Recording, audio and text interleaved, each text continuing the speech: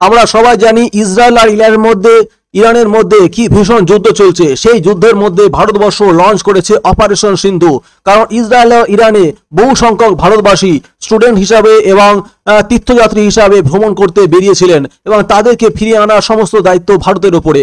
বর্তমানে সারা পৃথিবী জানে ভারতবর্ষ শুধু মুখে বলে না, কাজে করে দেখায়।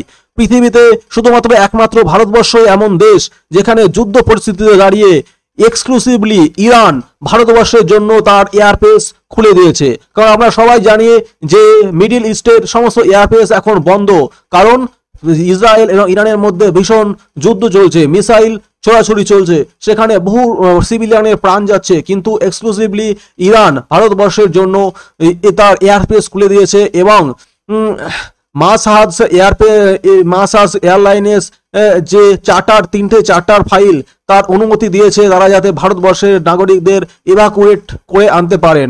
Almost 1000 people's R ইভাকুয়েটেড through this charter planes and এটা একটা সত্যি বিশাল বড় গ্রেট সিচুয়েশনস ফর ইন্ডিয়ানস, যারা কেনা ইরানে বসবাস ইরানে থাকছিল এবং ইরানে পড়াশোনা করছিল কিংবা তীর্থ কাজের জন্য গিয়েছিল, তাদেরকে কিন্তু ভারতবর্ষ ফিরিয়ে এনেছে।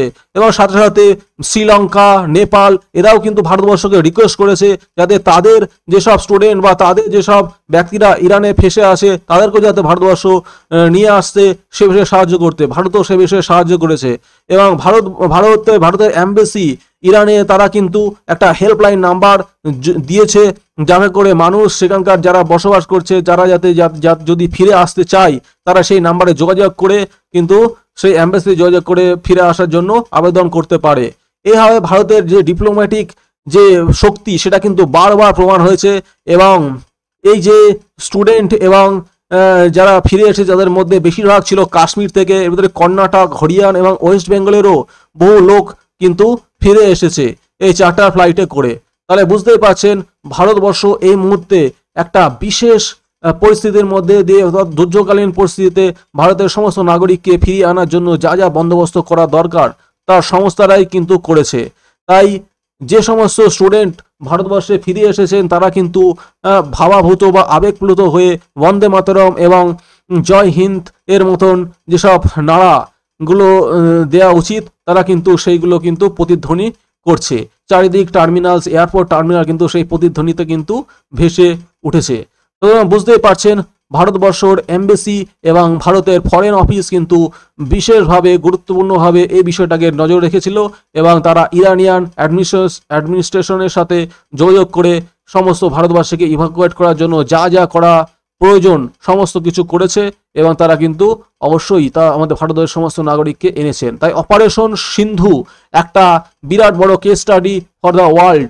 কারণ সমস্ত ওয়ার্ল্ডকে বুঝতে হবে যে ভারতবর্ষ এখন আর সেই দুর্বল রাষ্ট্র নয় যে যাকে যা ইচ্ছা তাই করে দেবে। এখন একটা ইসলামিক কান্ট্রি, কট্টর ইরানের মতন কট্টর ইসলামিক কান্ট্রিও কিন্তু ভারতবর্ষকে মর্যাদা দেওয়ার জন্য, ভারতবর্ষের সম্মান রক্ষার্থে কিন্তু ভারতবর্ষের জন্য এয়ারপেস খুলে দিয়েছে, যে কিন্তু আর অন্য কোনো কান্ট্রির জন্য কিন্তু তারা এই ব্যবস্থাটা করেনি। বর্তমানে আজগাবাদ, তার্কমেনিস্তান অ্যান্ড মাসাদ থেকেও কিন্তু এরোপ্লেন দিল্লিতে ল্যান্ড করেছে এবং তারা কিন্তু 1000-এর বেশি কিন্তু স্টুডেন্ট এবং যেসব তীর্থযাত্রী ছিল তাদেরকে কিন্তু ভারতবর্ষের মাটিতে ফিরিয়ে আনতে সক্ষম হয়েছে। তাই অপারেশন সিন্ধু সব দিক থেকে সার্থক এবং খুবই গুরুত্বপূর্ণ, কারণ এটা একটা ভারতের ইতিহাসের একটা নতুন চ্যাপ্টার যোগ করলো যে কিভাবে লার্জ স্কেল ইভাকুয়েশনস করা সম্ভব এবং এটা কিভাবে শান্তিপূর্ণভাবে এবং ইন্টারন্যাশনাল কোঅপারেশনের সাথে করা সম্ভব সেটা কিন্তু ভারতের অফিসিয়ালস, ভারতের ফরেন অফিস, ভারতের এমবেসি কিন্তু সারা পৃথিবীকে দেখিয়ে দিয়েছে। তাই সারা পৃথিবীর জন্য এটা একটা কেস স্টাডি এবং এটা কিন্তু অবশ্যই খুবই গুরুত্বপূর্ণ বিষয়। অপারেশন সিন্ধু একটা খুবই ইম্পর্টেন্ট বিষয়। যারা আপনারা ইউপিএসসি পরীক্ষা দিচ্ছেন তাদের কিন্তু এই ইন্টারন্যাশনাল রিলেশন সম্বন্ধে, অপারেশন সিন্ধু সম্বন্ধে প্রশ্ন আসতে পারে। আপনারা কিন্তু এটা কিন্তু খুব ভালোভাবে পড়াশোনা করে যাবেন। থ্যাংক ইউ, ধন্যবাদ। যদি আমাদের চ্যানেলটা ভালো লেগে থাকে অবশ্যই সাবস্ক্রাইব এবং লাইক করতে ভুলবেন না। Thank you.